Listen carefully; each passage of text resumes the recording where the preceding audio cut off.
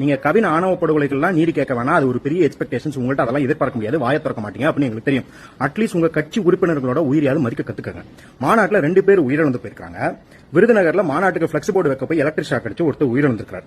எந்த அரசியல் கட்சியாக இருந்தாலும் மாநாட்டுக்கு வருகையின் போதோ மாநாட்டுக்கு தயாரிப்பு வேலைகள் செய்யும் போதோ யாரேனும் உறுப்பினர் இறந்தால் அவர்களுக்காக மாநாட்டில் 1 நிமிட அஞ்சலி செலுத்துவது, அஞ்சலி தீர்மானம் போடுவது அல்லது அவர்களின் தியாகத்தை கட்சிக்காக போற்றுவது, இதெல்லாம் எல்லா கட்சியும் செய்யும். இந்த கட்சி அந்த கட்சியும் இல்ல, இன அழிப்பு செய்யற பாஜக கூட பண்ணும்.